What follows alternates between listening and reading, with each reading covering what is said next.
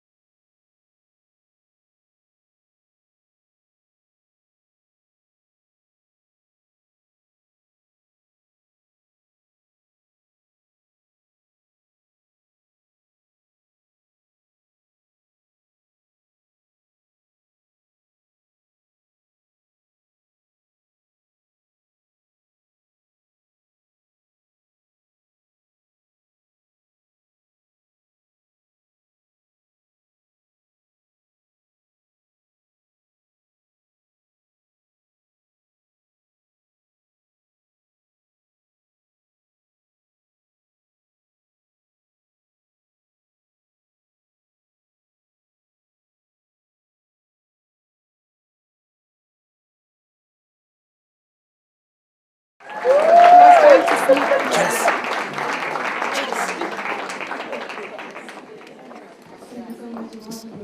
a pleasure to have you with us for this critical conversation and dialogue that's taking place today. Tell them to sit down.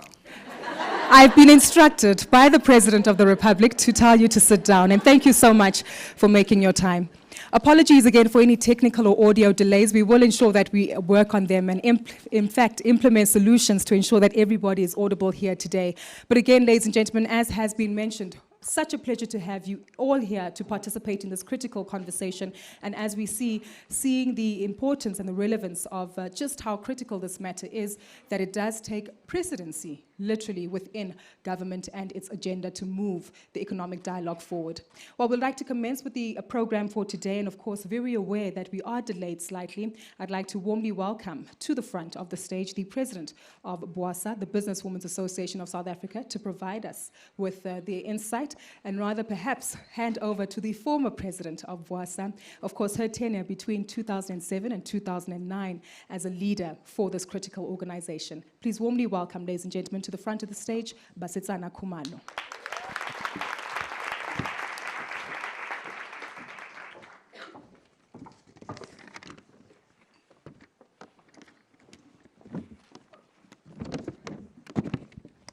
Your Excellency, Comrade Cyril Ramaphosa, Minister present this morning, Dr. Namane Mahau, former President of the Businesswomen's Association, Gunyalala Mapisa, former President of the Businesswomen's Association.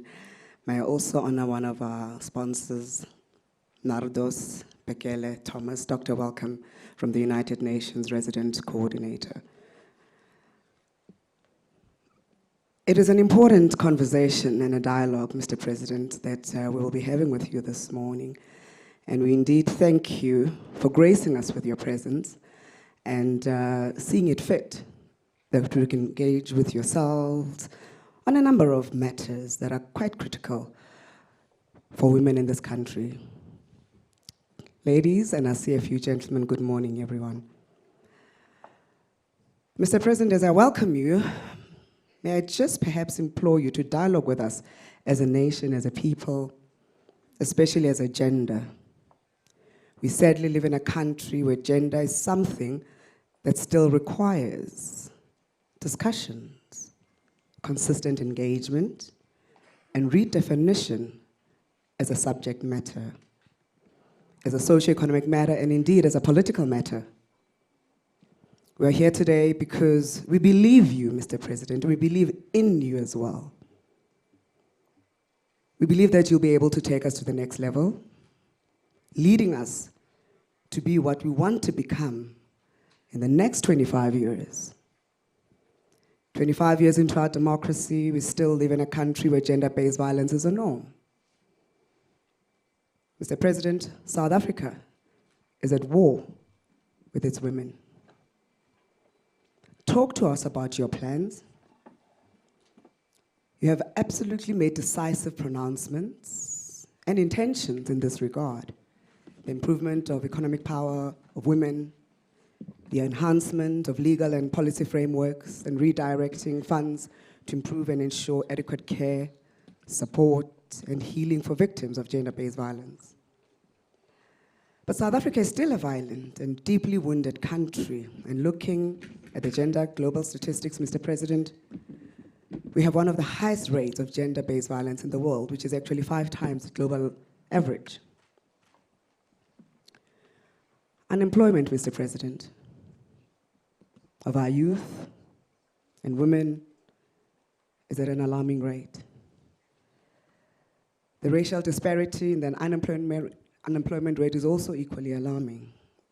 As a BWA, we do a census every year, Mr. President, where we track the upward mobility of women in corporate South Africa. And the last census we conducted in 2017 is still disheartening. We sit with CEOs and chairmen of JSS-listed companies at only 11%. We sit with women in directorships at 21%. We also sit with women in executive management at only 29%.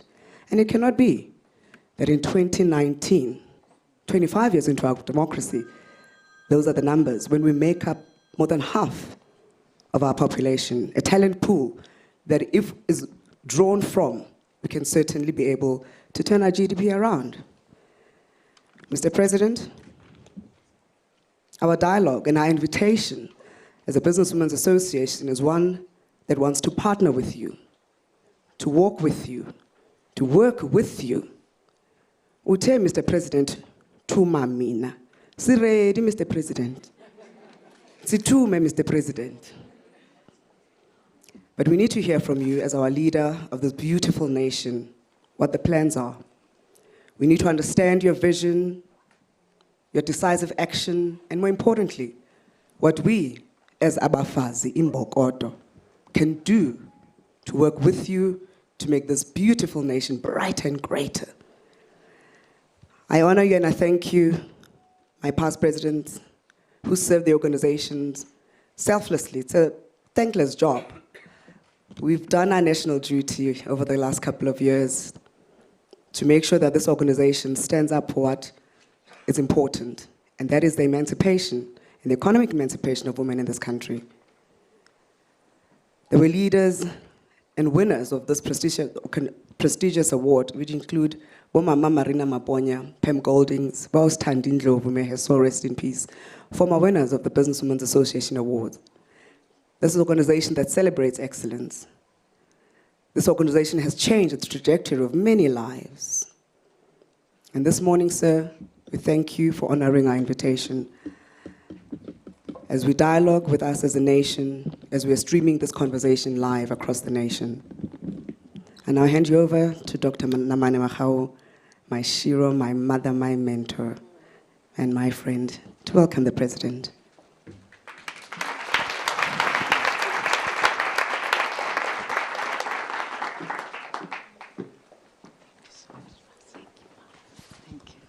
Thank you, Vasi. Vasi. This is a special day. Honorable President, our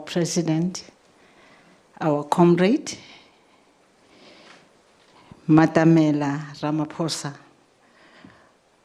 the women in this hall are delighted to have you as their guest. And also, the women in this hall are delighted to have you Minister of Women. We have a Minister of Women who's committed to empowerment of women. And in the presidency, not many countries have that, and our president has made it a point that we have Minister Maite Nkwana Mashabane in the presidency to drive the women's agenda and also to take care of our people with disabilities and also the youth.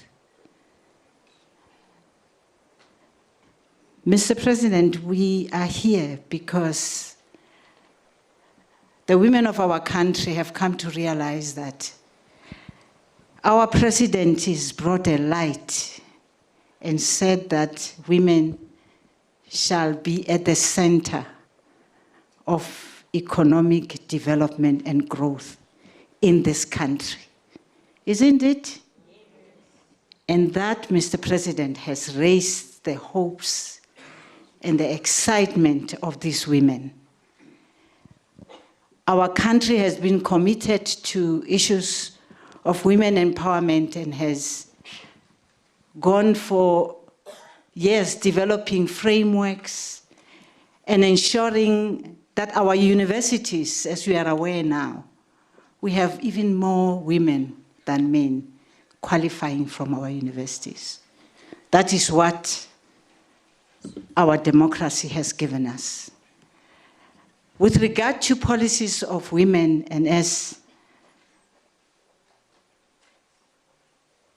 Basetsana Khumalo, this beautiful and brilliant woman who's an outstanding businesswoman and author, who devotes time to development of others, including Kunya, who works so hard to make sure that Business Women's Association stays active so that women can continue to grow. These are women who look at the policies that are coming up and say what needs to be done for women to find a place, and so that women's economic activities can grow. Mr. President, I wanted to share something with you about BWA that people do not know, and they just say, oh, it's just one of those women's associations. For me, BWA is an association that allowed me an opportunity to touch the soul and the hearts of the women of this country across race and across levels of development. Mr. President, this is an organization that initially was led by white women from the past. And they opened their doors and brought in women of color, Black women. And over the years, Black women took over and became presidents of the association. And together they focus on critical aspects that would promote and advance the growth and development of women. We also have Boni Dibate, who was our first president of Businesswomen's Association, with us seated over there. It is these women that also make the time to make sure that we support others. Having said that, we are now at a phase where, after all, we've got women graduating, but then in some areas, we are concerned, Mr. President, that even when women are graduating in universities, indicated by BASI in terms of women CEOs. And when we introduced the census, we initiated it as a weapon to fight for women, because you can't fight it without the numbers. So we had to make sure we had the numbers. And we compared South Africa with the US and Canada and Australia, and said, South Africa, look at where you stand in relation to the world. And when we did that, private sector was willing to listen. That time we partnered with JSE, and JSE has again come back to the fold to partner with International Women's Forum of South Africa. And as BWA, we are also going to support them to ensure that this agenda of women empowerment continues.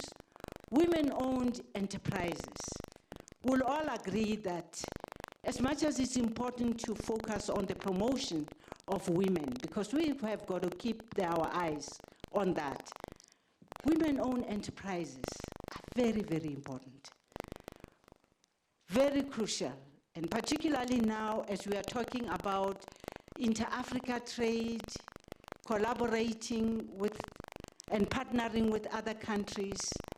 We have been privileged, and I would like to acknowledge here with us today a friend and a colleague, the chief representatives of UN in the country, Nados Begele Thomas, who has worked with us for years with UN Women, including also with Ayanda running the program, providing support on research on the status of women in this country. And in the past few years, focusing more on women and how women can be incorporated and participate more in public procurement so that they can grow their enterprises and become more competitive. It is therefore exciting that at this moment, when government is saying we are now looking more closely at how we can enable this integration of women-owned enterprises in public procurement.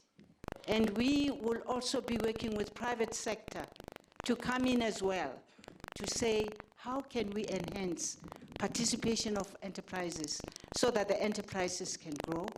We know that women-owned enterprises generate a lot of jobs and also for more women. So extending participation of women in economic activities requires the participation of women. And in a sense, Mr. President, we have arrived because we've got a president who has come to acknowledge that women are central in the economy, and we cannot move forward unless women are part of the process. And this engagement is about how can we join hands in moving this forward. The challenges are many, but if we keep at it in partnership with private sector and NGOs and communities, and also give special attention to women in rural areas as well as in urban areas, we will move forward. I thank you.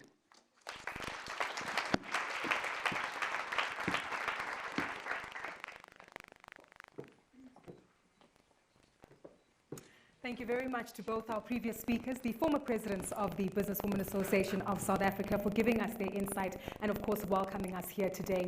Before I do take my seat to engage in our dialogue with the president, I do want to remind you of some of the feedback that we are receiving on social media. A few moments to go before we do start trending, but of course that can only happen with your ongoing active participation. So a reminder of the official hashtags to use: hashtag BWSA Presidential Dialogue, hashtag Presidential Dialogue, of course, tag His Excellency himself at Cyril Ramaphosa, and of course, you can also tag at BWSA Events, which is also on social media, to provide you with further insight as well. We do understand many of you have connected to the Wi-Fi. For those of you who are still looking for the password, the official network to log on to is BWASA, and the password BWASA 2019. Same acronym, just 2019 added to the end. With that said, the podium has been removed. I've been directed to take my seat, and the conversation will certainly kick off this morning with His Excellency. Mr. President, thank you so much for your time in acknowledging the women who are keen to participate and be partners in your efforts to really drive economic participation in the economy. Thank you once more for your time today. You're welcome. You're welcome. I'd like us to actually start by setting the scene regarding the economy itself, because before we can ask for women to participate, there needs to be a sector and an economy for us to actually participate in. It's well documented that this week actually happens to be one of the most critical weeks on the economic calendar for South Africa. Tomorrow, the midterm budget policy review by the Finance Minister, Tito Mboweni, will be delivered. Following that, we've also got a printing of key unemployment data in South Africa, which we know remains at all-time highs within our economy. And following that, the international market perceptions. Moody's giving us an update with regard to our outlook at the end of this week by Friday. All of these are very critical matters, and you yourself have been endeavoring to really drive a change in a sense of optimism regarding South Africa's economy at the moment. I know that the Minister of Finance will be addressing the economic landscape, but I do want us to get a sense and understanding from your point of view, Mr. President, regarding the current economic climate in South Africa, where the opportunities lie, and just exactly how best we need to be gearing ourselves to unlock so much more potential. Well, thank you very much. Let me start off by appreciating this moment and expressing gratitude for having been honored to come and participate in this dialogue with a galaxy of women who are so dynamic, so effective, successful, beautiful. Yes, beautiful, please. And you're entitled to applaud yourselves because the women of South Africa are really, truly beautiful. And we should thank Providence for that. But women who are also innovative. So it's a real privilege and an honor to be here. We are living in challenging times, and my general approach is to look more on the positive side of things rather than on the negative side of things. When we face challenges, I always say we need to look out for opportunities. That's what I often say also to our colleagues in cabinet. Minister Maite Nkwana Mashabane is here, and we are also honored to have the UN representative here in South Africa gracing this occasion as well. So in many ways, this occasion has gone global. So we're grateful for that. So looking on more of the positive side is to see the extent to which out of the challenges we face, we should not extract what can work best for our country and what can infuse confidence. And I think there's a lot that can infuse confidence. The mere holding of this dialogue, having so many women who are businesswomen who want to move forward and grab opportunities that are out there, for me, infuses confidence, because we are dealing with what I would call an active citizenry of women who no longer want to sit back and wait for handouts from government or whatever, or from men who are saying, we are here, we are women, we are South African women of all races, and we have arrived. Whether you like it or not, hey, South Africa, wake up. The women of South Africa are here. And that is what puts you here. So for starters, that gives me confidence that the women of our country are no longer like our grandmothers. And all of us will remember how our grandmothers were. Our grandmothers sat back and allowed the men to do all the work, the fighting, and so on. The women of our country today are saying, we are surging forward, we are equal, and we want to be treated equally. And what you have in your hand is the constitution of our country, which empowers you. And I say, take that instrument, utilize it, so that it empowers you even more. But getting back to your question, our economy is facing challenges, granted. We need to look out for opportunities that are there for women. And obviously, in order to drive the economy forward, we as government must make sure that we adopt policies, processes, structures that are going to enable the women of our country to grasp the opportunities that are out there. And for quite a long time, we've been informed, and we know this, that some of our policies are not being well executed. We've got structures that are not friendly to advancing the causes of women, and we are not implementing some of the decisions that we have taken. Now, I am here to listen. I'm here to listen to some of the issues that are constraints, impediments for the empowerment of women. Having initially said, and as our colleague said in the beginning, I am irrevocably committed to the empowerment of women, and I will never turn back from that. I do that for a number of reasons. I have three daughters, and those daughters need to be empowered. They've got to have a sense that this country supports them, and I want to see them fully empowered and supported, because women in our country often, live under a number of constraints. Many of them, because they are black, they are held back. Many of them, because they are women. All of you are always held back, and some are held back because of their class position. Now we need to take out all those shackles, empower women, and make sure that they have their rightful place in the life of this country. So I'm irrevocably committed and prepared to do anything and everything that will advance the cause of women. That is what I am committed to, and I want to hear what you have to say. Mr. President, I'd like to jump in on that note. Yes. Doing anything and completely committed does certainly speak to Yes. making those commitments publicly available and understanding the Absolutely. policies, procedures, and steps and measures that you've alluded to in place to ensure that we see the advancement of women. Give us some insight with regard to how exactly are we reviewing certain policies and, of course, opening up the dynamics with regard to education, access to finance, and, of course, the safety of women within South Africa, and if there is a multi-pronged approach from the various ministries to address several of these matters. Well, let me start off with the painful one, which is the safety of women, Yes. because we've had to deal with this in the recent past. As my sister said here at the podium, that this is a country, we're living in a country that has declared war on its women. And that is something that we've got to address and address effectively.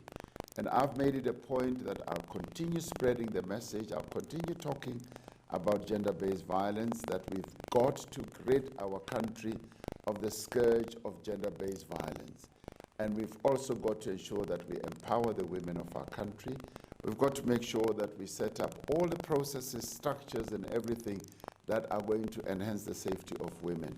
And that if they've been subjected to these terrible acts of violence, there needs to be a system that is going to support them, that is going to make sure that they are well treated from the time it occurs in the police station, in the Tutuzela centers and all that.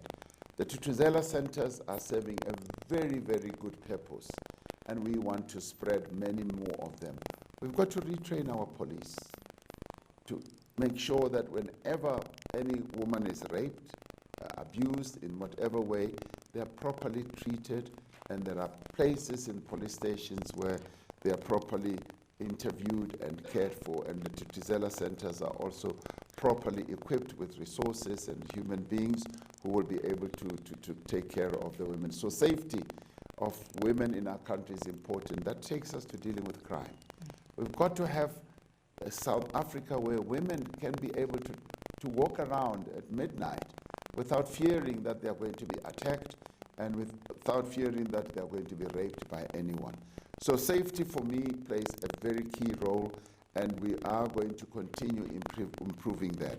When it comes to education, the pleasing thing now that's evolving in our country is that we're finding that our schools, our universities have more and more women.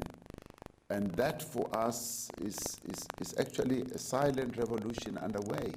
Our universities, our colleges have more women than men. So that is a huge plus. At the economic level, we've got to set up a number of processes to make sure that women are empowered. But at cabinet level, at government level, we've taken a decision that the budgeting process in our government is now going to be gender sensitive. We're going to ensure that when we do budgets, the budgets are going to be focusing on the gender aspect of how we empower women. And to this end, as we're now going to be signing, I'm going to be signing agreements with all the ministers.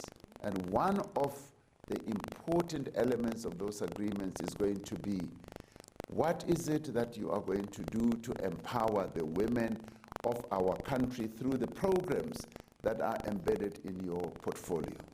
So that, to me, is a very powerful way.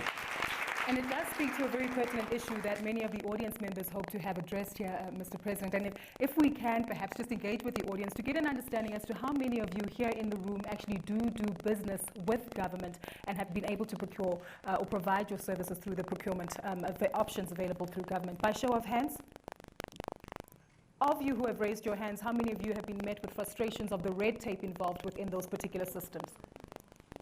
So red tape. That's yeah, indicative, okay. exactly. And that does certainly speak to opening up the measures and opportunities for more female-owned businesses to do business with government. Absolutely. Aside from allocating a little bit more capital, Mr. President, Yes. what about development and, of course, spearheading not just capital that's deployed to existing businesses, but the development of smaller businesses who can also partner and come on board?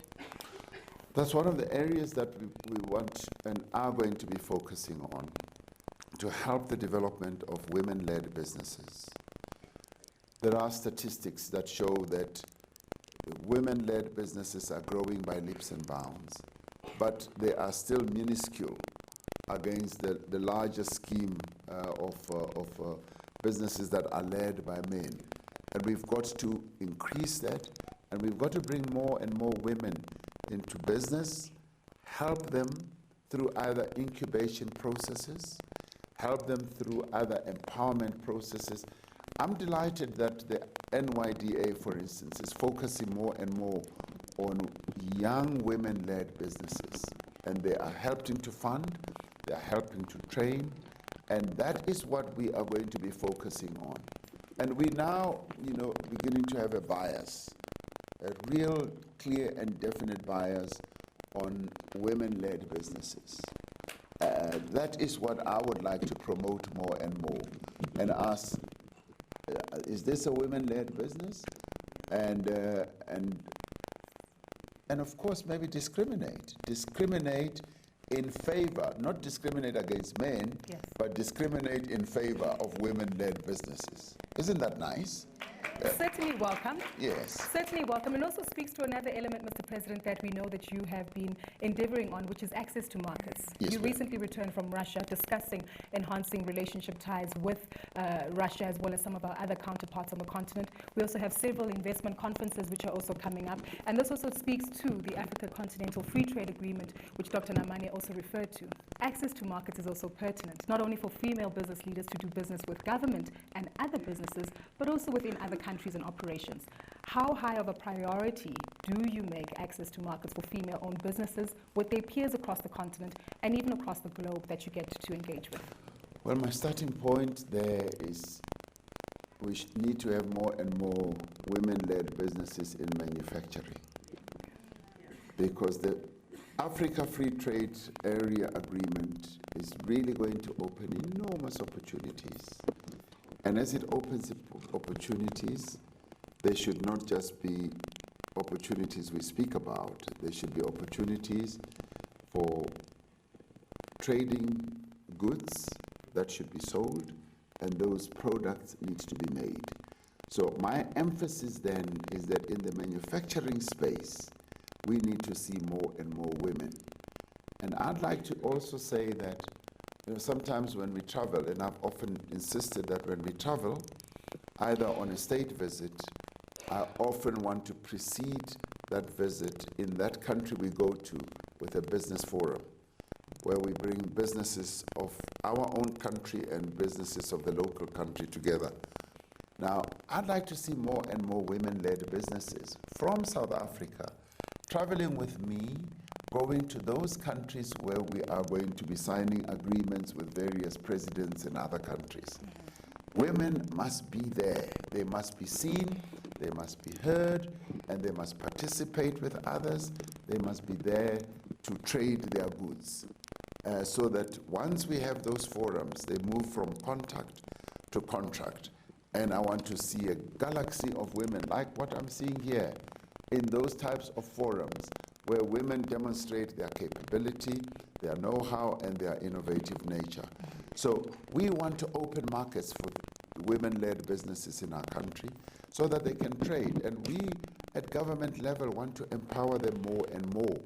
And we call upon the private sector to also open up spaces for women-led businesses, because it is the big companies that must support the medium, small enterprises. And I want to make a call and continue to make a call on the business community to give women-led businesses great opportunities to get into that space, because women-led businesses are often much more productive, they're much more hardworking, they are more innovative, they are more courageous, they are much more productive than others. I won't name the others. Some might say you're preaching to the choir if you could hear the agreement within the audience here, Mr. President. But I do want to challenge some of those outcomes because many of these initiatives have been tried before. Yeah. Policies have been written and even several trade missions also established to ensure that women businesses do participate. But unfortunately, along the way, a lack of accountability tends to come in and malfeasance and lack of leadership also does occur, including financial leakages that also take place in this regard. How are we going to make sure that those trade missions that you call on, how do we ensure that the additional partners within the private sector and civil society are going to be held accountable to see and act measurable outcomes in future? Well, this is where this Businesswomen's Association then comes in. And this is where various other entities and organizations come in. And this is where the leaders of business women's companies come in. Because, as they say, if you sit in a corner, how are you going to get it? So we've got to get to a point, because this is a struggle. A struggle was never fought and won by people just sitting in a corner. We have now entered a new struggle where we've got to empower the women of our country. Don't see it as a Sunday picnic where we sit in the park and have, wine and have a braai. This is a struggle. There's going to be resistance and obstacles along the way, and we've got to jump hoops and loops to get to where we want to go. So the struggle is not won yet. Even as our strategic objective is to have a non-racial, a non-sexist, a democratic, and a prosperous South Africa, those 4 strategic objectives still have to be won. What we achieved in 1994 was a breakthrough. It gave us a platform to be able to tackle all these important struggles. We still have to ensure that South Africa becomes a truly non-racist country. Yes. There is still racism. There are huge pockets of racism. We've got to fight against that. But for me, the most important one is the non-sexist South Africa that we want to achieve.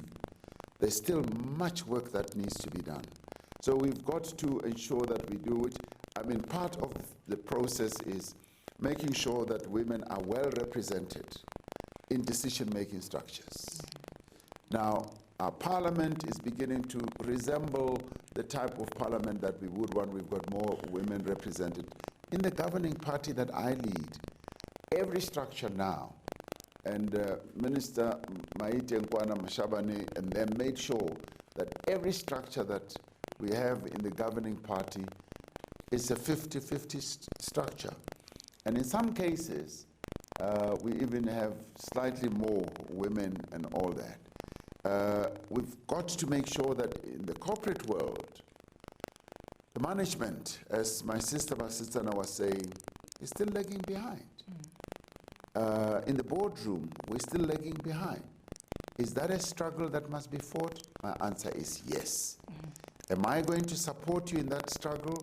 My answer is yes. I'm going to join you in that struggle to make sure that we win that struggle and have boards, management teams, and every other aspect of decision-making structure in South Africa, an equalized structure where gender parity is the order of the day.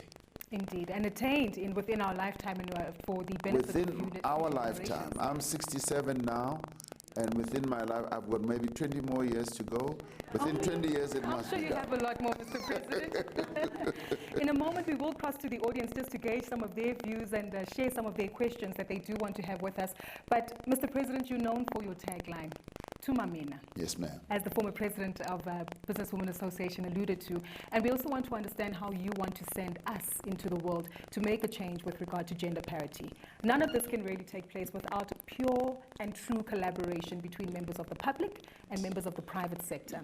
You often are told as a leader that you need to create an enabling environment in order for the private sector to unleash and unlock new economic opportunities. But what is it that you, as government, request of the private sector in order to walk the talk and meet you halfway with regard to this objective? Well, the private sector, and I keep calling on the private sector to open opportunities for women and young people. young women as well. Open up opportunities in the form of employment, in the form of job opportunities to prepare young people for work, and businesses to ensure that they procure from women-led businesses, they empower and strengthen those businesses, they incubate those businesses and all that. Now, you want to know, how do I want to Tuma you? There's a whole range of things that I'd like the women of our country to do. One, never keep quiet. Speak out about everything, from gender-based violence to the lack of, transformation in various structures, be it in business, be it in other structures. Never keep quiet. If you ever had sellotape on your mouth, take it out and speak out. That is the first thing that I say. Continue agitating for the attainment of a non-racist, a non-sexist South Africa. That is an important struggle that needs to be engaged on and fought for. So women must never sit back. And the more women talk, the more women, yes, even lobby, the more women even agitate and advocate and mobilize for the cause of women, the better South Africa will be. Because we know that the strength, the power of women is just overwhelming and overriding. And that is what we need South Africa to recognize, and the men of South Africa to recognize that in the women of our country, we've got the best strength because they've been held back, and we've never, as they say in Zulu, asiphelelanga with the absence of our women. We must all be there, and women play a much greater and a better role than the others who I will not name. There's another element that does speak to the participation of women, Mr. President, and it does speak to the societal pressures that we also face. The mere fact that a woman is regarded as the primary caregiver for her children. It's been reported in various studies that this inequality when it comes to payment and the pay gap between men and women is exacerbated by childbearing, which in itself also adds more pressure in the competitive nature between women who choose to have children and those who don't. Now, there's a number of countries who have advanced in this particular policy, Rwanda and Iceland in particular, who have allowed both men and women to take paternity and maternity leave and change the mindset regarding both parents being primary caregivers, which has thus increased the level of fair pay between those two genders. At what point in South Africa are we not only going to have this conversation, but see it being interpreted into policy and, most importantly, being implemented within the workspaces of South Africa? Well, I would like us to get there as quickly as possible. And this is one other area where we want to hear the voices of women. This is where you need to raise your voices to a higher decibel. And you will find that there will be many others, including myself, who are going to join you and support that. So it is a policy process that we need to get engaged in, and I'd like to see us do that. Just as you started on this comment right now, I've just come back, and I'm sorry I ran a bit late. Just came back from a meeting with Melinda Gates. We had Professor... A common friend of yours of the Bill and Melinda Gates Foundation? No, not even that, yes. No, she's here.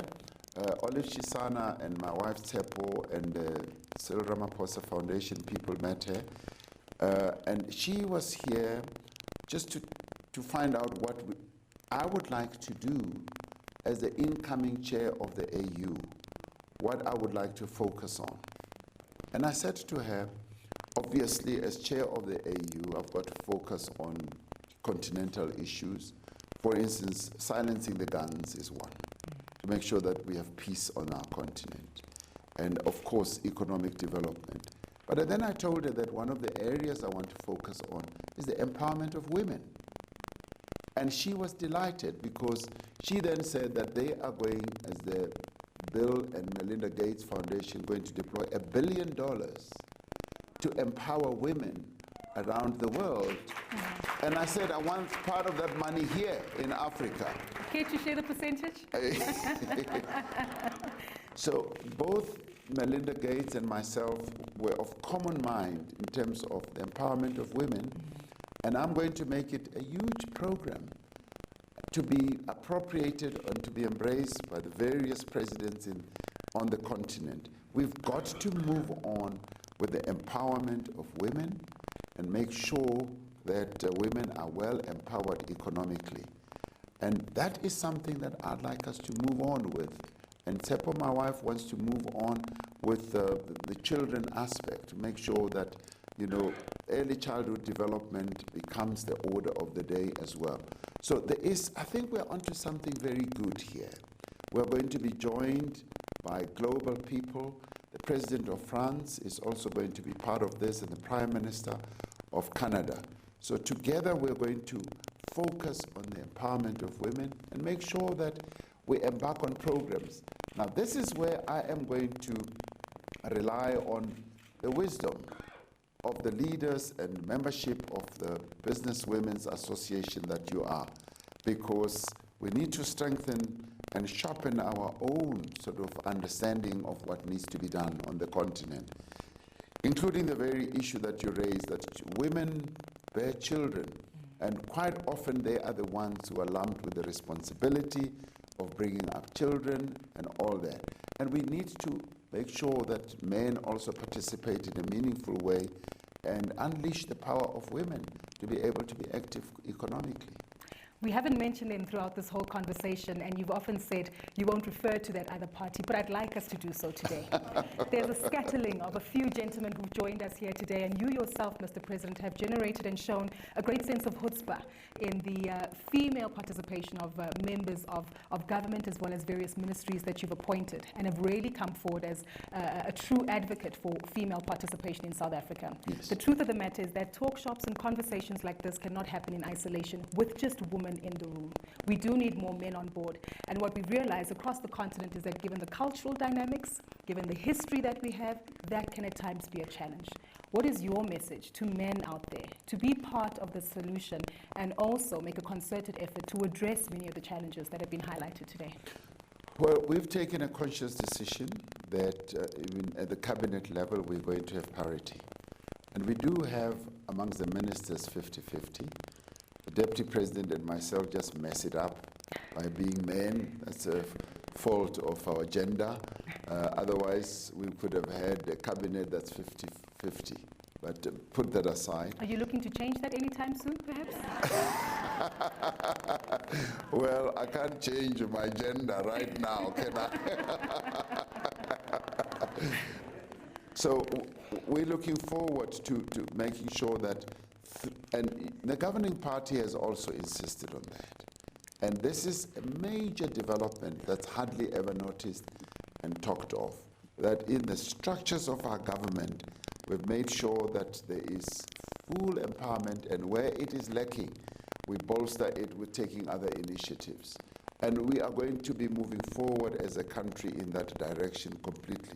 So we've taken the task of empowering women in decision-making structures very seriously. I want to see that happening in the corporate sector because it isn't happening as yet.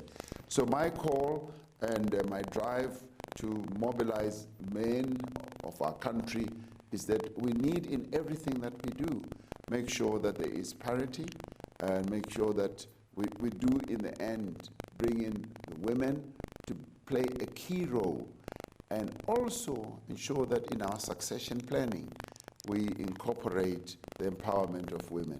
And it is possible to do that. And that's the message that I am spreading, and I want to spread more and more.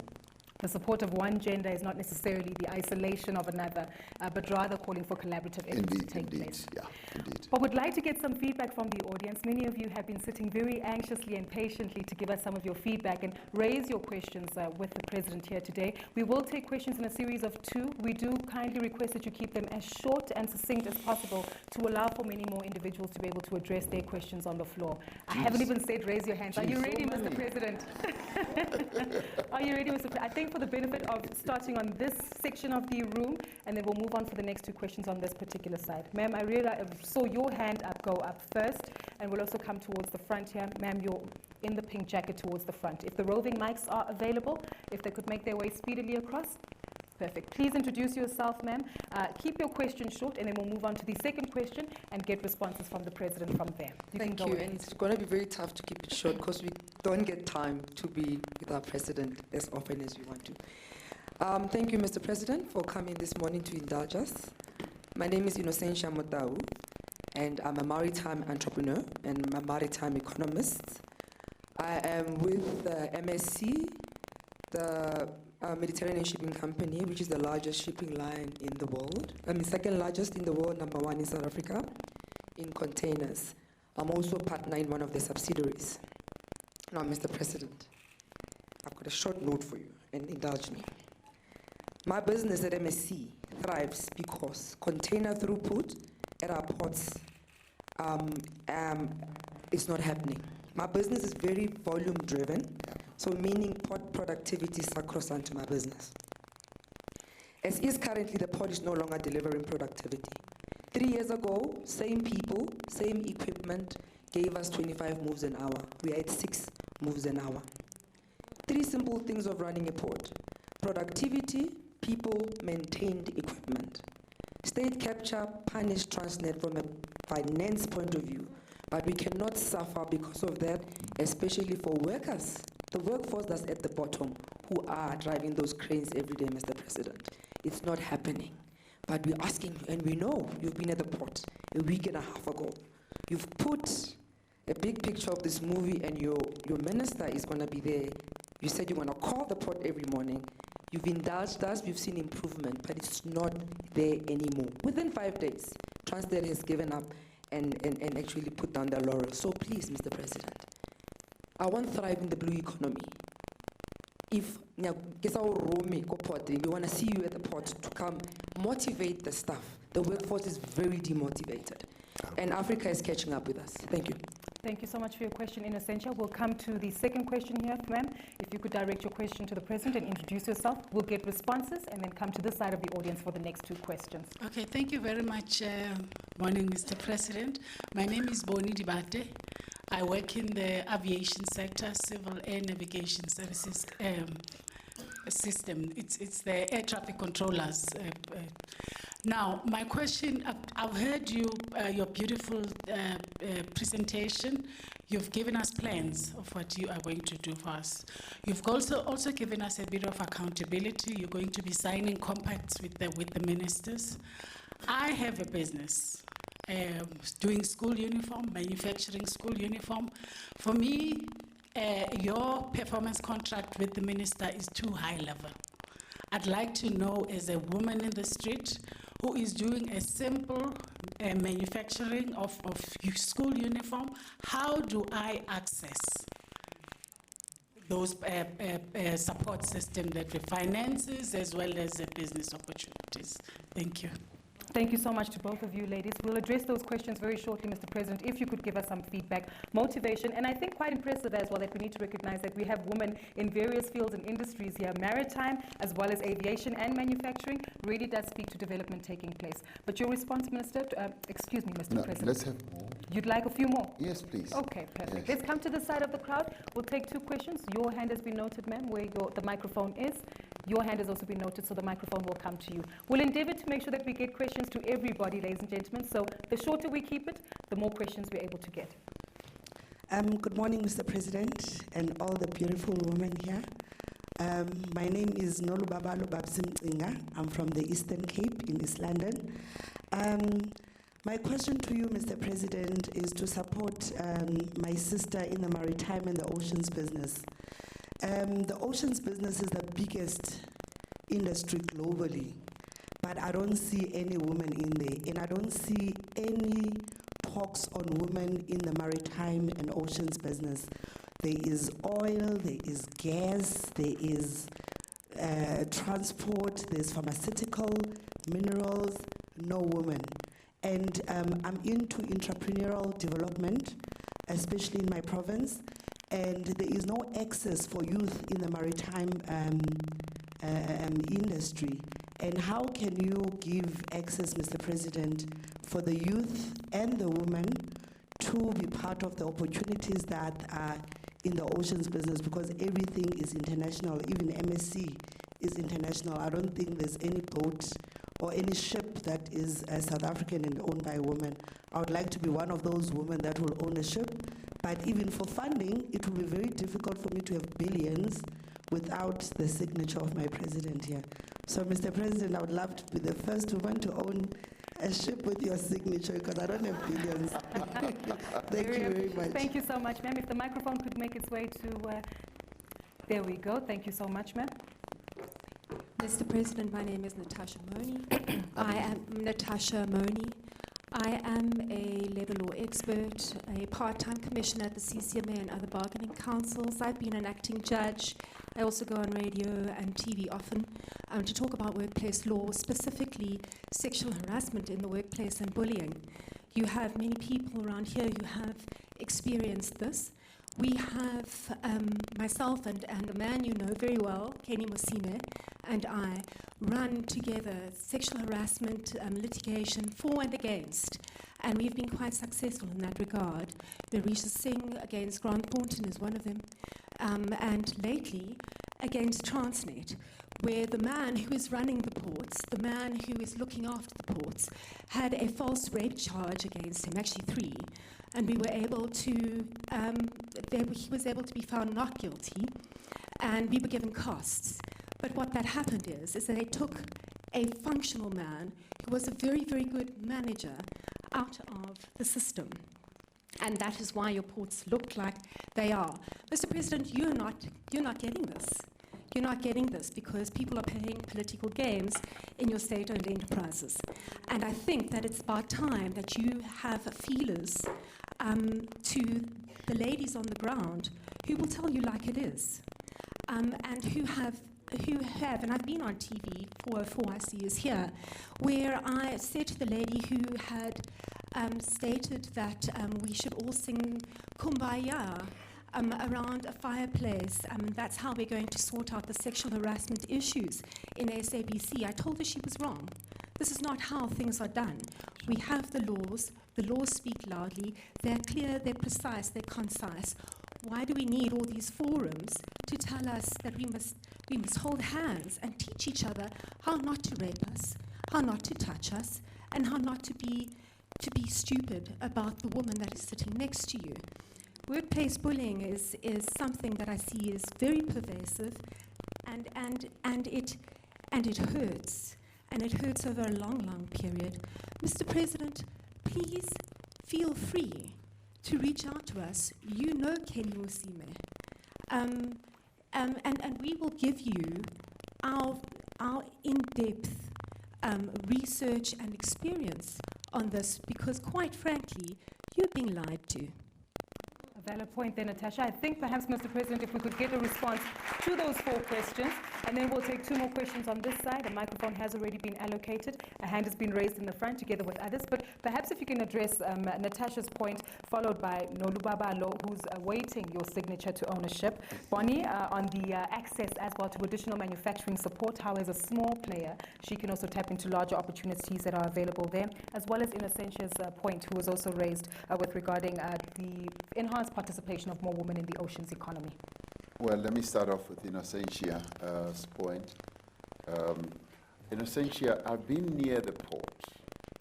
I haven't been to the actual port. And your articulation of the challenges there is obviously going to make sure that I do go to the site of the port. I would love to do that. Because, yes, it is. I've been really appalled at the lowering of productivity in our ports. And you've given more color to it by telling me that it used to be 25 moves an hour, now it is 6. That is horrible. And what I've also heard is that other ports are becoming more and more attractive. Beira is becoming more attractive. Walfish Bay is being seen as attractive. And the various other ports around our country are just in decline. One of the people who spoke when I was in KZN said, they don't understand why, for instance, and I agreed with them, I don't understand why the headquarters of our port authority is in Johannesburg or Pretoria or wherever it is. It's in Parktown. The ports, There's no sea around Johannesburg. The last time I checked, I didn't see any sea. And it should be down there. And actually, they were being very serious. They were saying, the more it is down there, wherever it is, Cape Town, Port Elizabeth, East London, or, Richards Bay or Durban, that's when they will be able to see the malaise in our ports at close range.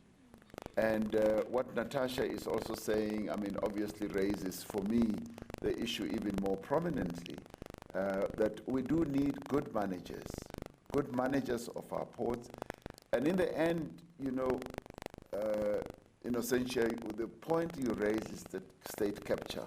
State capture has been much more impactful than many of us actually see or believe it has been. It has actually reduced and debilitated the capability of the state, because Transnet, being a state agency, was also targeted, and good people who used to run those operations have either left or were forced to leave and have been pummeled into not being effective at all. And we therefore need to do a huge repair job. So what you've said has given me even more encouragement to go to the port and see exactly what's happening, because we've got to revamp our ports. Because otherwise, the economy of our country is going to be negatively affected.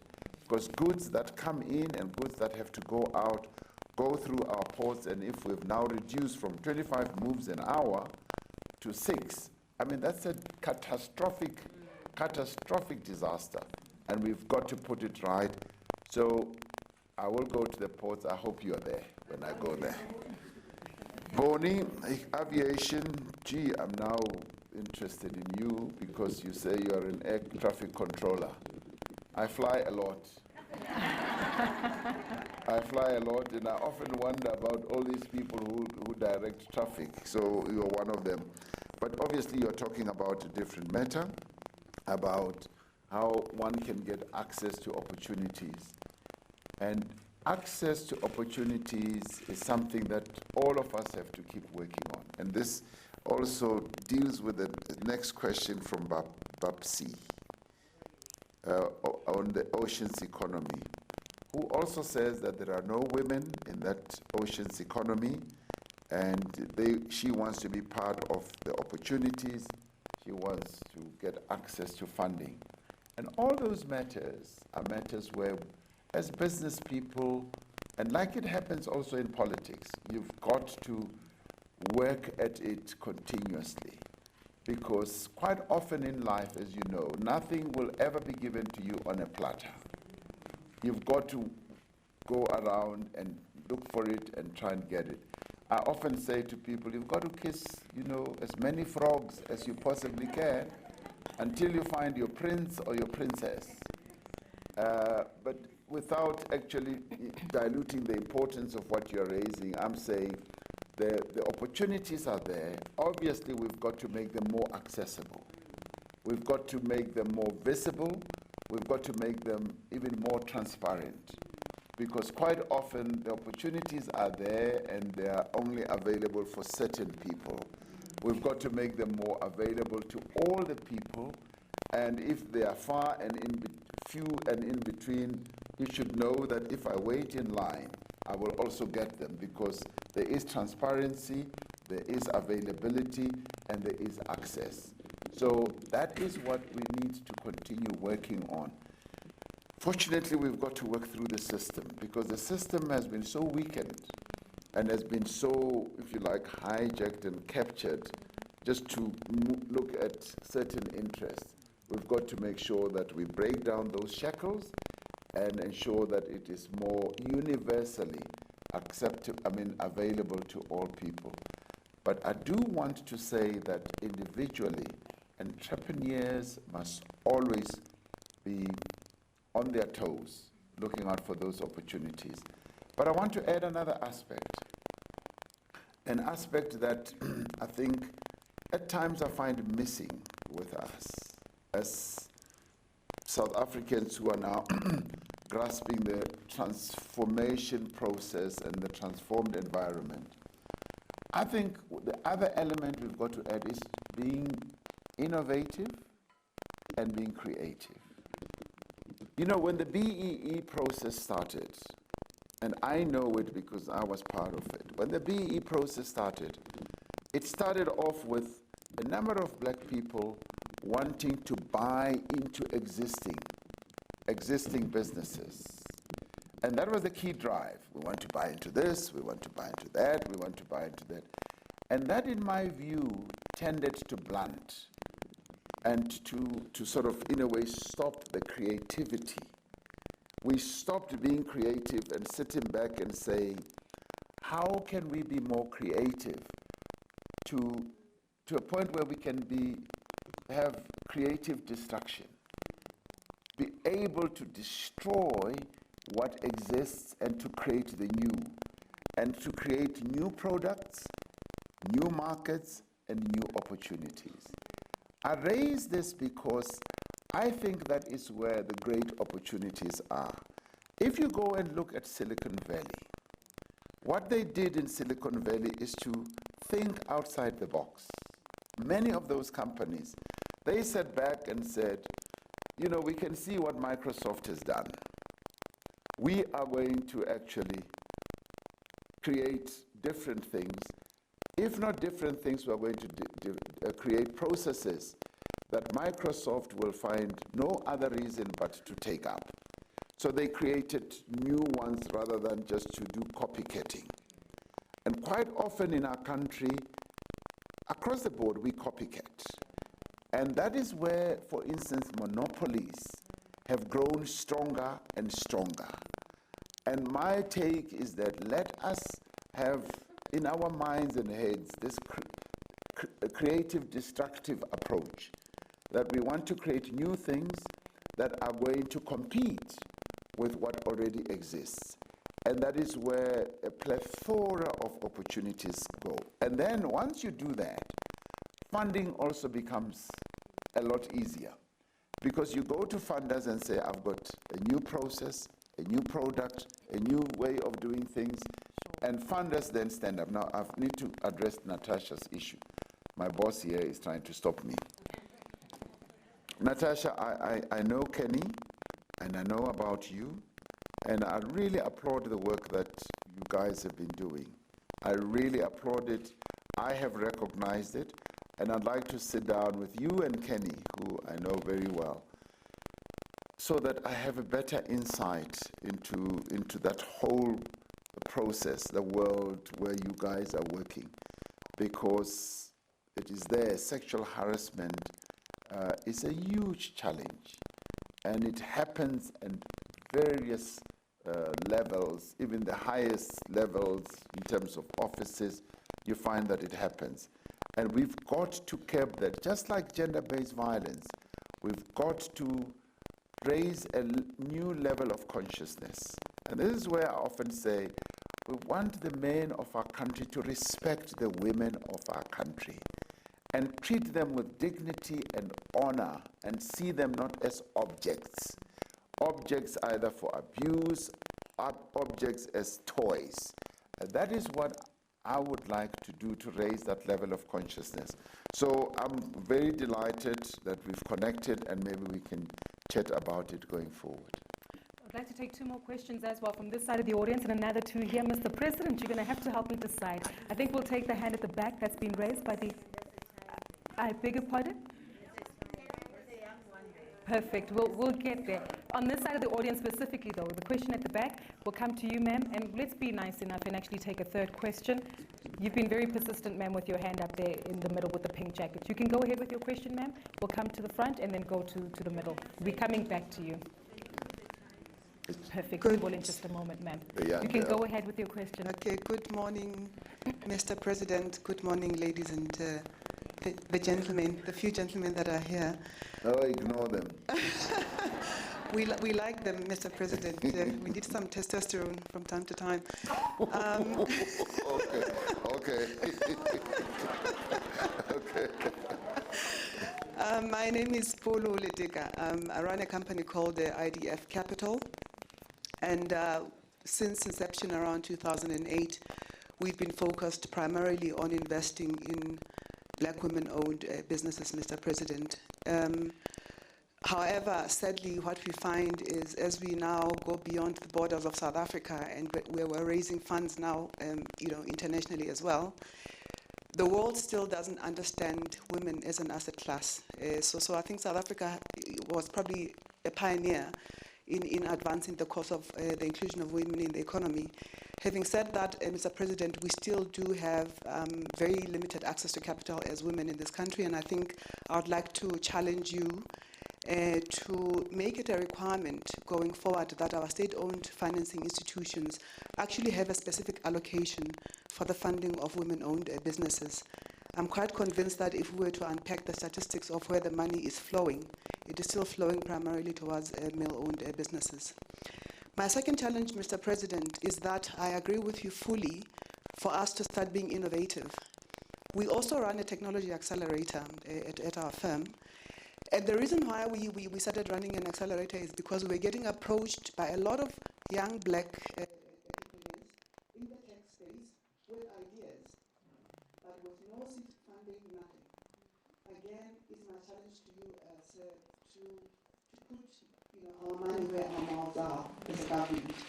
The reason why Israel today is leading in the VC space is because it is the government of Israel that actually put up a challenge fund around 1992, and then it was a matching fund, essentially, where they put up, I can't remember how many millions of US dollars, hundreds of millions of US dollars, and they invited the private sector, and that's how that VC industry has been able to develop as well as it has. We can do that here in this country because we are not short of the capital. Thank you so much for your question. There's a question of the lady in the mic in the front here. Go ahead with your question, ma'am. Then we'll come to the lady in the middle of the audience with the pink. Okay. Good morning, Mr. President, all beautiful women who are here. Mr. President, Pemelo Maluleke, entrepreneur. I've been in training and development business for 17 years. Early this year in March, I got an allocation. We're talking about job creation here. I got an allocation to train 400 beneficiaries in Mpumalanga, educators and brokers and archives. We've been waiting for payment since March up until now, 9 months. Mr. President, like Natasha said, people are playing political minds with us. You sent in the invoice, there's red tape everywhere. We stopped training.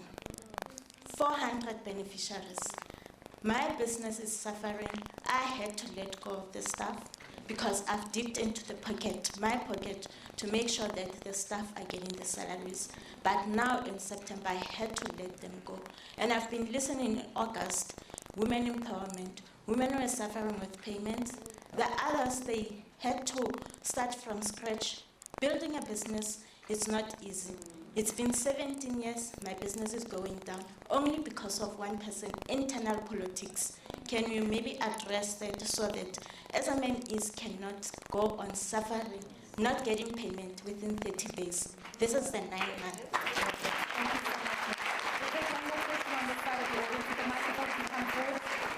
The microphone has gotten lost behind you. Go ahead with your question very briefly, ma'am. Mr. President, we're creating many enemies in the audience today. Frustrated, I'm not taking any questions. Apologies. Good morning, everyone. Mr. President, I'm Kohaka Zinkova from the former Transkei. I'm a rural girl. I'm representing the side of the world that cannot even express themselves in English. Firstly, I've been appointed by DHT. I'm in training and development as well. I'm a former teacher. I'm training SMMEs in the OR Tambo district. These SMEs have found out that they can't even access information because for them to go to the internet cafe, they have to take 2 taxis and pay plus minus 150. I'm talking about people based in Lusikisiki, some in Tsolo, some in Kumbu. The problem with South Africans is that when they talk about development, they talk about people based in big cities.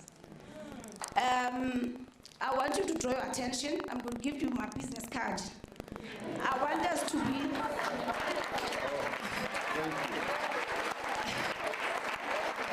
I've been waiting. I want us to be partners, my president, because I need funds to train those people.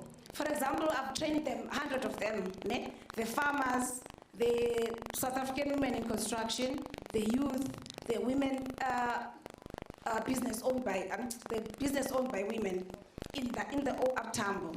I'm passionate about Rotterdam because I'm one of them. I know not having a street name and a number. I know how to struggle to write a proposal to get funding. So I want us to partner, and then we get funds to train those people. For example, the 100 that I've trained, in order for them to be part of the value chain of the economy of our country, they can't even have a computer and a printer. I want them to have a comfort in their rondavels where they stay, because at least there's electricity. Thank you to the ANC. Sorry, I didn't hear that. I'll tell you what, I'm under pressure for time, but I understand you very clearly on the partnership with government, access to financing and funding, and resources for entrepreneurs in the rural Sorry. The problem is that, President, I want to have an appointment with you, to go to the former Transkei, to have something like this there, because I have to book a flight, I have to book a hotel to come here. Fair enough. Can you please have an appointment with you? How do I get you access? Fair enough. Thank you so much. We've got a question on this side of the audience, and then the microphone will come here. We'll also move towards the front. You can go ahead with your question, ma'am.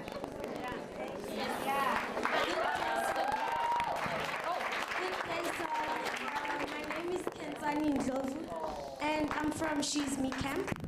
And I would like to ask why are condoms free, but we can't distribute pads for free, because there are children who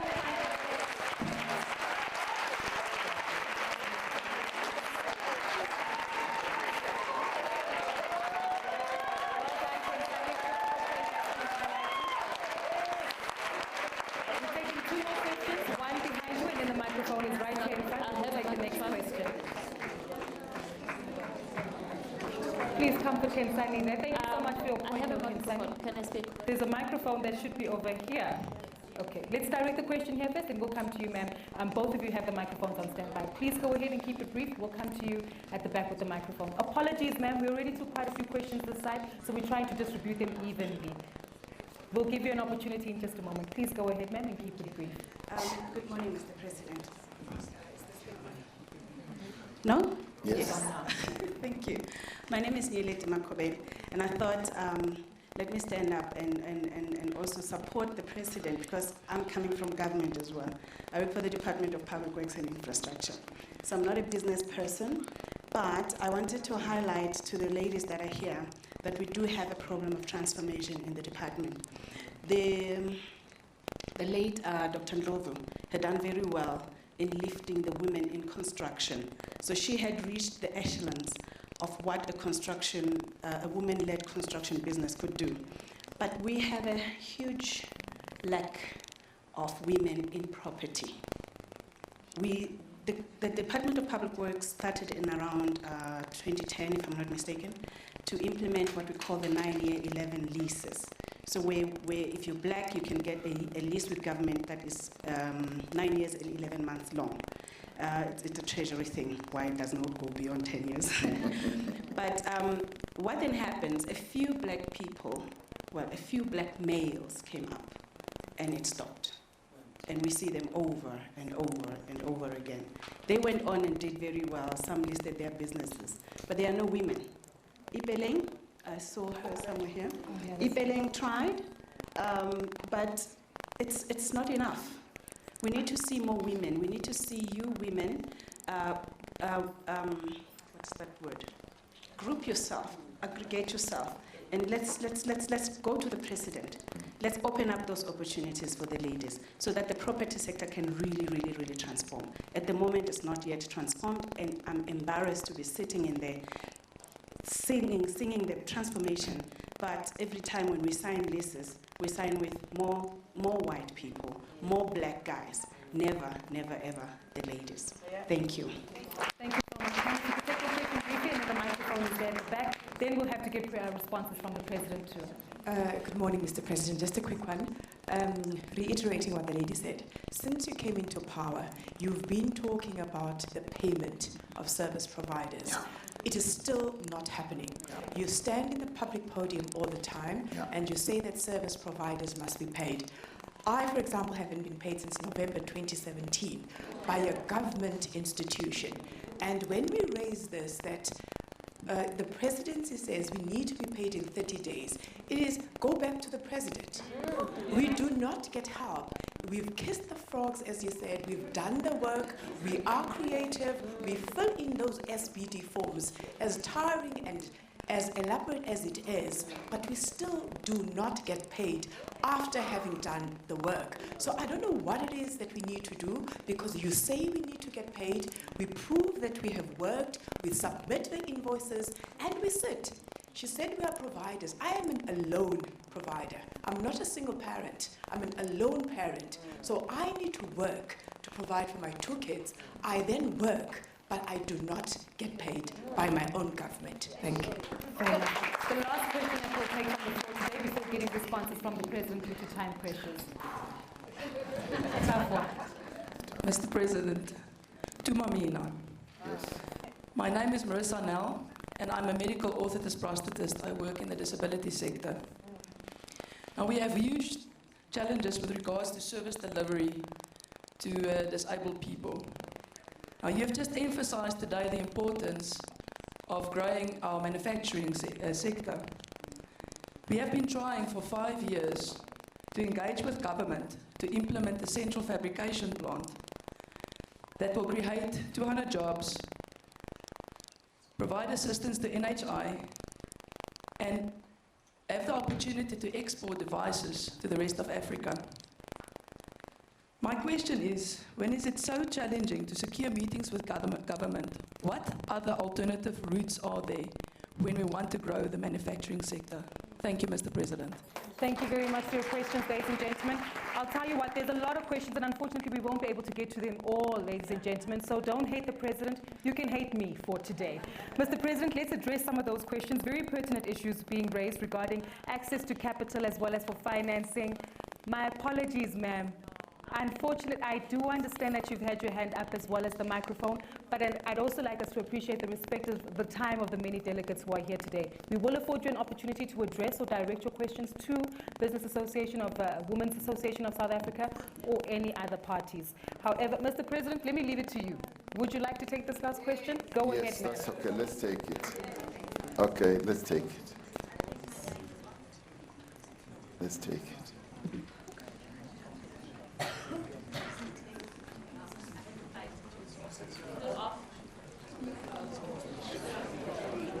Mr. President, you're speaking with Linda Lamatutu from Kadare Girls, Africa. I'm going to talk about sexual harassment at workplace. Fortunately, I'm a victim of it, so that's why I couldn't put my hand down and let go of the opportunity that I'm getting. Mr. President, I've walked through this sexual harassment case from 2015 from a big company. And all the 4 years of unemployment that I've went through, my lawyer have gave me the verdict from the court that I'm gonna get is 3 options. First, to take the back pay of 4 years and go back to work, or to take the 4 years back pay and go part with the company. Or the last one, to check where I want to work. I feel it's an insult for me, because not only this has affected me, myself, but my family and the women around me that they know, the women at workplace. So I want to plead to the government and to the mental organizations that we have. Can they work together? Can the perpetrator also be sentenced, a prison sentence, a harsh sentence? If the case has been through 4 years for so long, obviously the company knows. Can cases like that have a penalty for the company also, not to protecting women under their roof? That's all I'm asking. In 2 days, I'll be standing in court it feels like an insult for me to go to labor court after 4 years not working, and the perpetrator is working. And everyone that was involved in it, being bullied at work, who not only being sexual harassed, but being victimized, beaten in front of the staff. That is extreme, to keep quiet and be silenced. Thank you for your question, Mr. President. You can go ahead in response to the myriad of themes that have been addressed: access to sanitary ware, accountability when it comes to sexual harassment, and of course much harsher terms and conditions for the violators, and of course another element that was also highlighted regarding ensuring that there's additional capital for females in entrepreneurship in South Africa. Well, thank you very much. Let me start off with Polo.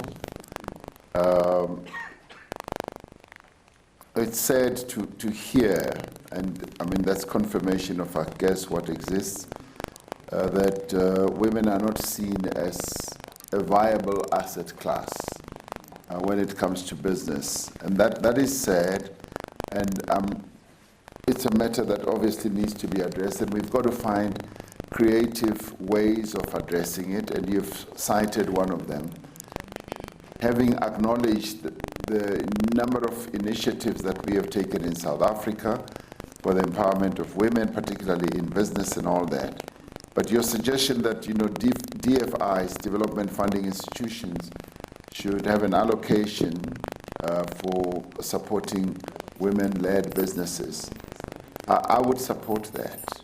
And I think that's a good idea, largely because what we are finding, and this is the sad part, what we are finding with a number of development finance institutions is that they continue to fund the existing old club, if you like, male, and in a number of cases, white males, continue to be funded, and it seems like it happens happily so. And it shouldn't be. They should stop in their tracks and ask themselves, why are we not being able to fund, say, women-led businesses or black-led businesses? So I support your view on this, because once you set up a sort of a limit or actually an allocation, you would then be able to get those development funding institutions to set up and go out, look out for businesses that also could be funded, because there are many of them. And seed funding, the issue that you raise is one of those. But I'm interested in this one that you talk about in Israel, because one knows about what exists, say, for instance, in other countries in the US, but in the Israeli one, where it funds, enterprises in tech, in the technology space, and you call it a challenge fund. For me, that is a very interesting nomenclature to say it's a challenge fund, because it possibly could challenge the private sector, but it could also challenge the entrepreneurs themselves that come out of the woodworks. Here is money, come with plans and innovative ideas which we can fund, and then we can seed your business. Because in many ways, that is what I guess has gotten Israel to lead in the technology space. They are leading by leaps and bounds, and they are actually innovative in a number of sectors of the economy, in agriculture, in maritime, and in a number of other areas. They have shown that they can lead, and we can learn a lot from what they do with challenge funds. So I find this very, very interesting, and I'd like to know more, Polo. So if we can discuss that. My sister, Malulek, and my other sister have raised the issue of SME payment.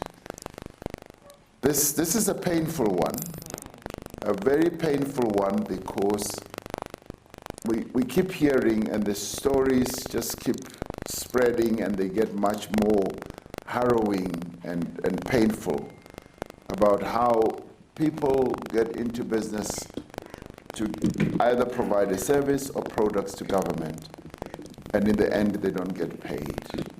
But the worst part is the impact that it has not only on their businesses, but on the workers that they have employed.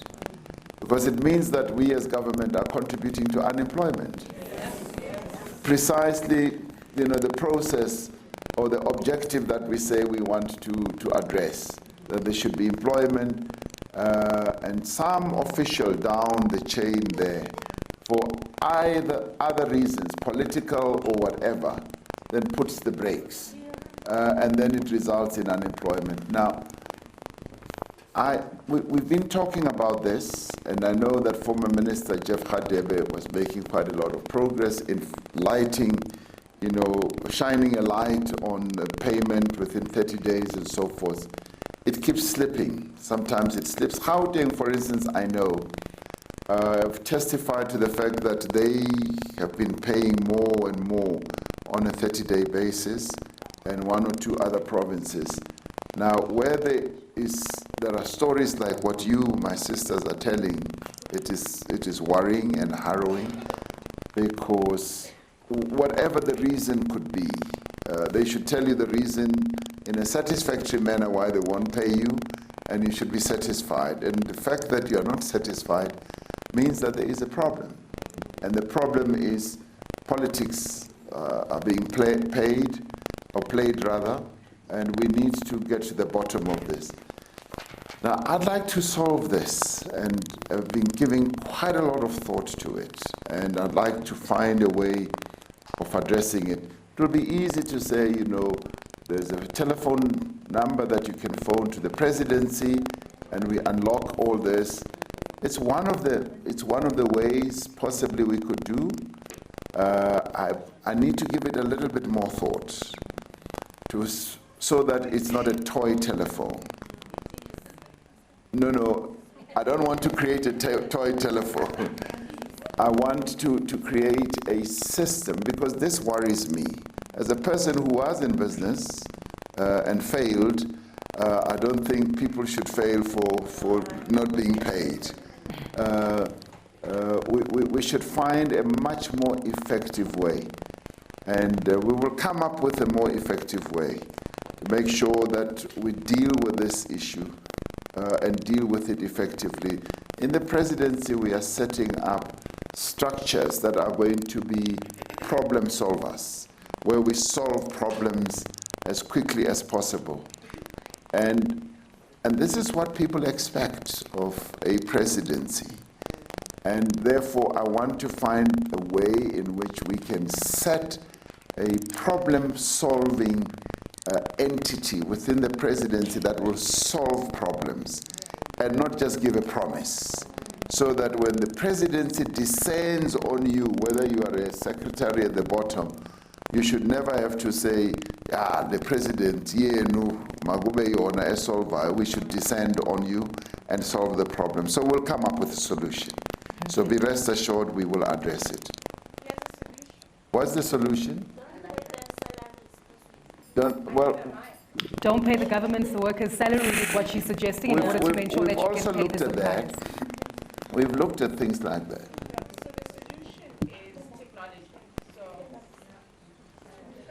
No, talk, I can hear you. The president can hear you, Yeah. audible. My name is Prudence Mabitsela.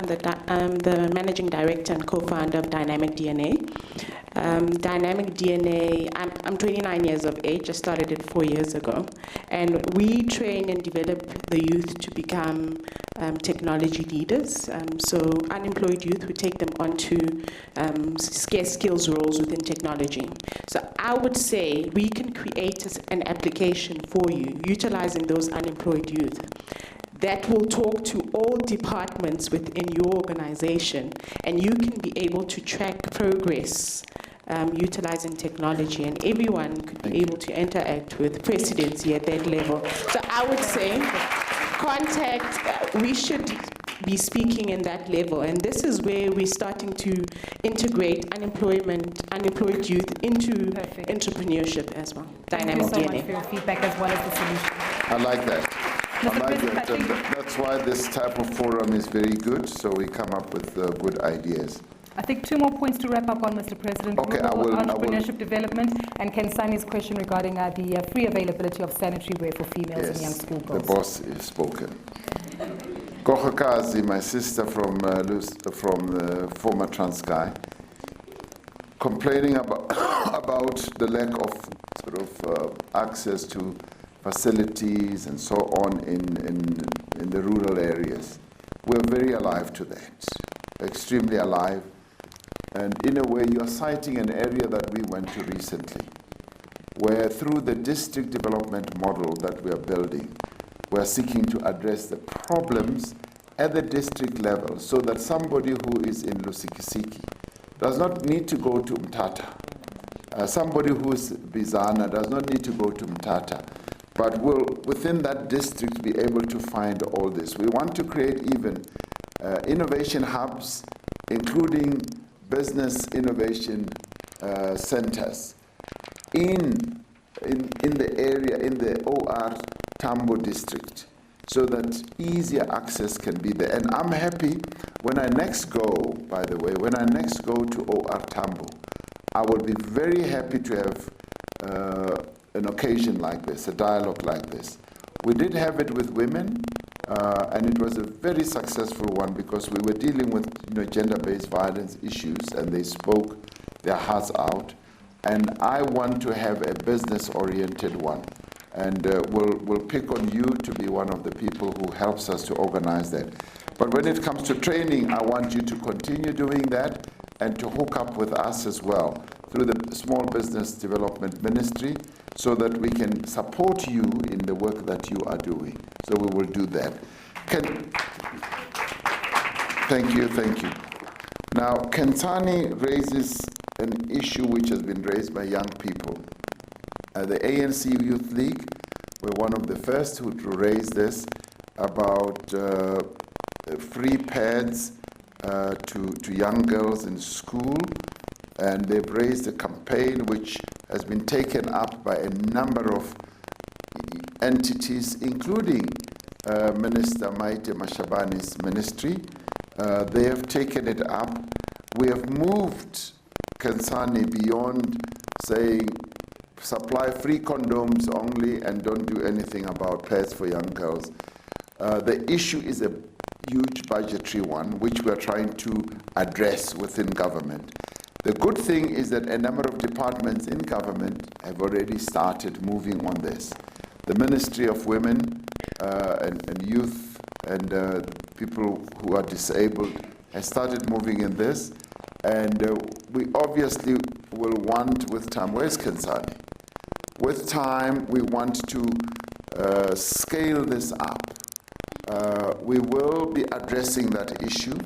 It's taking place in pockets. NGOs are doing it, and to some extent, some of our government departments, to a limited extent, are doing it. It needs to be scaled up so that you, as a young girl, will know that as a matter of fact and operation, these things can be available. So you don't have too long to wait. We are addressing it, and we will address it effectively. But thank you very much for raising it and for being brave to raise it in the way that you have. And thank you very much for being here to be part of the dialogue that the women of our country are having here. I applaud you, young lady. Thank you very much, Mr. President. Nyeleti, no, One more element. Yeah, Nyeleti. It is Nyeleti, isn't it? The last one who spoke. Yes, that's correct. Yes, this is. What is her name? Oh, no, then there was, there was Nell about service delivery to disabled people. This is something that does need to be addressed. Our manufacturing assistance program should be able to give assistance. And I would say that our Black Industrialist program, which is there, which supports, startups like this, should be able to give you assistance. And I would say, please approach the Department of Trade and Industry and Competition, because I'm rather interested in in what you have raised, and we'll also want them to follow up.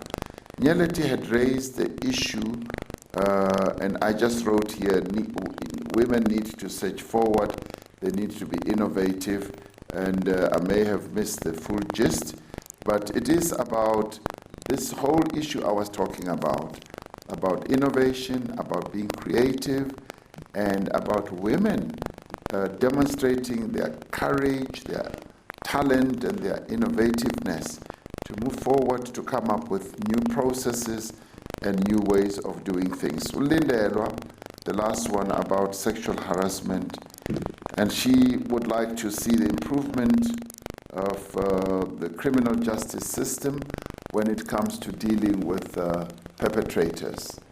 I couldn't agree with you more, even on sexual harassment cases, because that is a form of abuse, and it is actually abuse.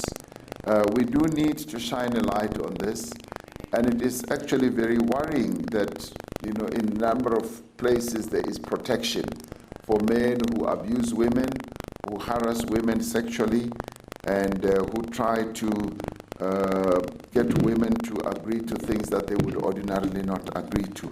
So I agree with you, and obviously the criminal justice system needs to be responsive to the pain and the trauma that women go through. I am particularly touched and worried about the fact that you've had to wait for 4 years before the type of case which is really painful has been brought to light, either to the labor court or wherever, and that in the end you are being subjected to an insult, like, agree to this, agree to that, and yet the person who perpetrated this is still in their place and still in their position. That is what is worrying. But we do need, as you've suggested, to strengthen our criminal justice system so that they can actually be sanctioned. And maybe if need be, yes, even to companies that protect perpetrators like you have suggested. So I couldn't agree more. The pain of our women is something that needs to be addressed more effectively, possibly than we are doing now. And the fact that women of our country are brave enough, including those who have suffered at the hand of perpetrators, are brave enough to stand up and articulate this point is something that we should really applaud and be thankful for, because the more we hear, the more women speak out, the more they search forward, the more we are then able as a nation to address this matter. Because if we don't hear about these matters, then we are none the wiser and none the better. So we need to hear so that we can come up with policies and interventions that can address precisely your case. But then again, Lindelwa, thank you very much for raising it.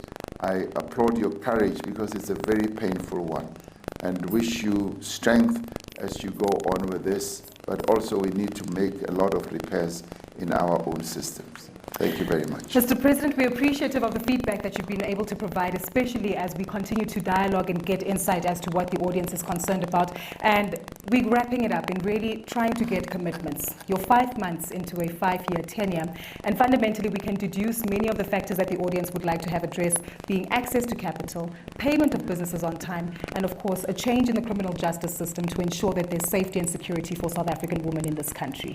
Can you make commitments that during your tenure, these 3 fundamental elements, among many others, will be part of your primary objective to attain and achieve further developments in South Africa? The support of women is, for me, an overriding agenda and objective. Slightly more than 50% of the population of our country consists of women.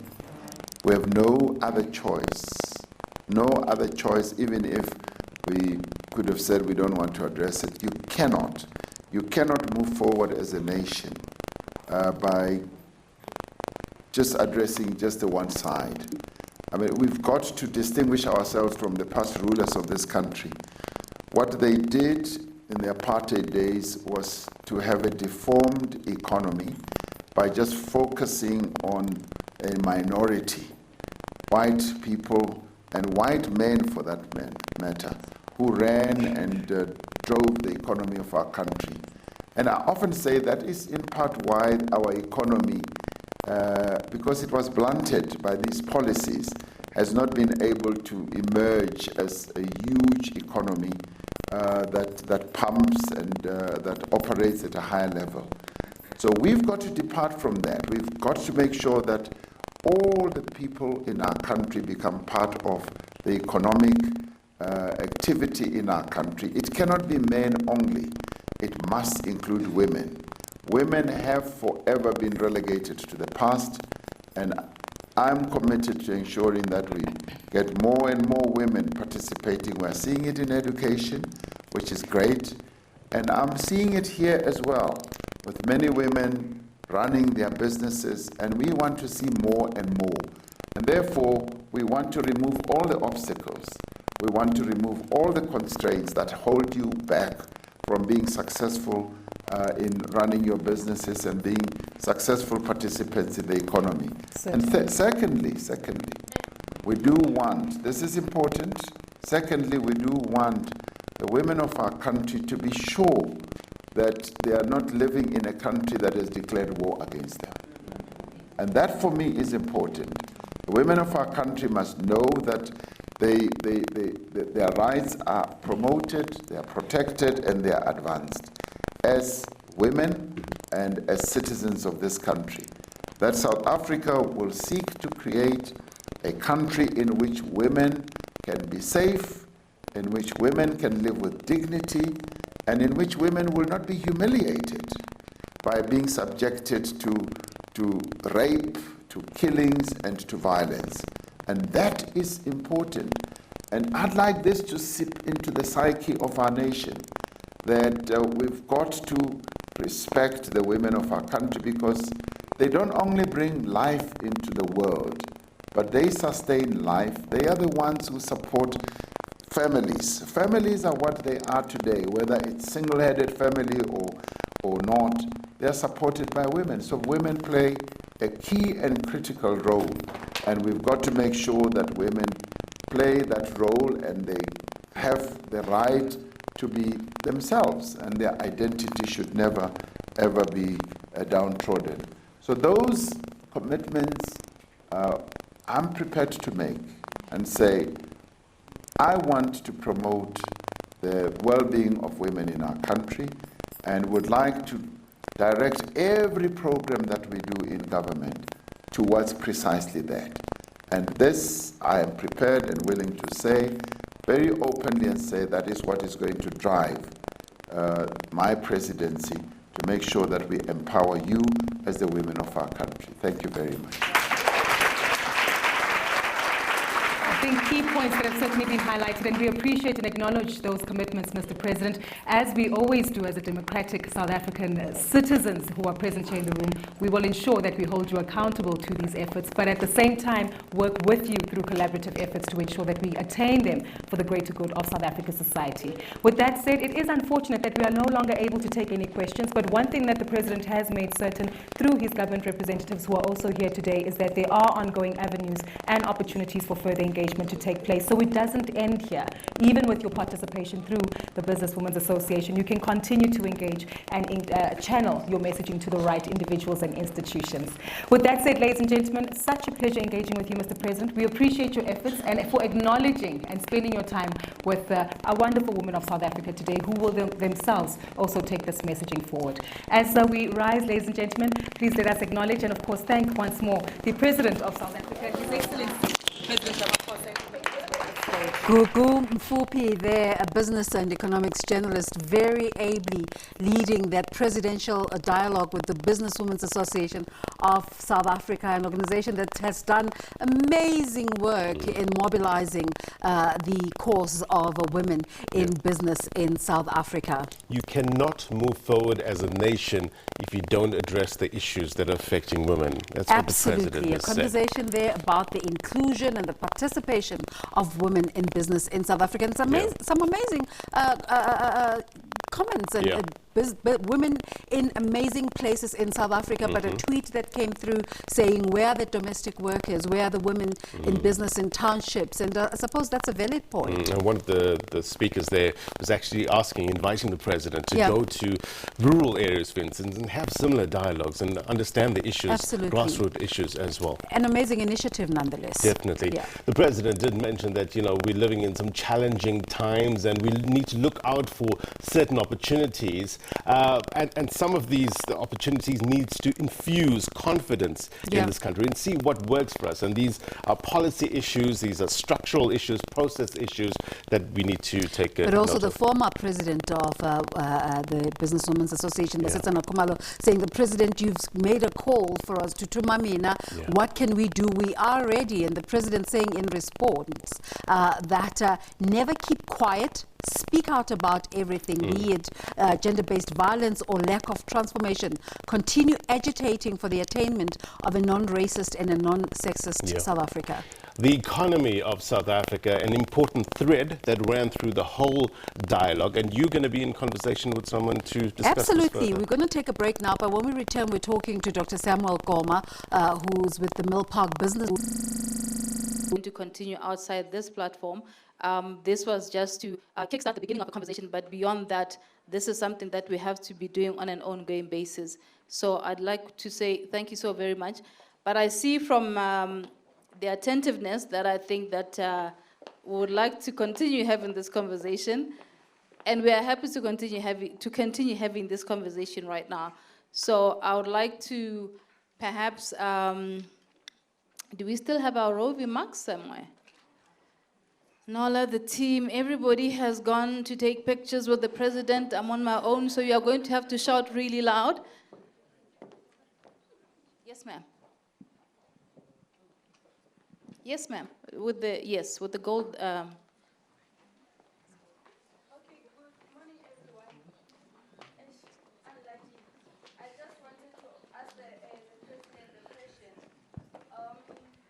Can I say this? Because unfortunately, I'm in absolutely no position to answer on behalf of the president. Okay. Yes, I wanted to ask my president, though he's no longer here. I've been crying with this and raising my hands with no luck. Yeah. But it's fine, I'm with you now. I can say whatever I wanted to say. Okay, my name is Salome Poto. I'm the CEO of the company, the name of Excellence Motor Trimmers. I'm in an automotive sector, the sector that is dominated by male, and more especially the white male. And then I think I'm just alone, a black woman in that industry. Because when you go to the auto mechanica, the exhibitions, I can see that it's only me there, the black woman. So I'm proud of that. Can you give me a round of applause? Okay, I do have a challenge in my business. I've got 34 employees. So now the challenge is the compliance to the legislation. We as small businesses, we are having a problem of the compliance because we have been complying because of this agreement of the bargaining council and the unions. I don't have to say anything regarding my business as it's my business, but the bargaining council are the ones who determining how much the increases we must give the people, how much the bonus we must give the people. They don't care how much is the business doing. They don't care, and even like this year, our business was very, very, very in a difficult situation. My business now is dropping dramatically. It's dropping because of the compliance. My employees were working short time, and on top of that short time, I must give the bonus. I must give the increase. Yeah. They don't even care. And I've been talking to them, to the bargaining council, to the union, NUMSA. You know, I was not winning. And the people that I'm with in this industry are male-dominated, white male. So they don't care. So it's only me who is suffering. So now my business is going down into the drain. I'll tell you what, ma'am, you mentioned very critical points, and I'm hoping that there's some participants in the audience who might be able to assist. We will allocate the mic shortly, but to ensure that we stop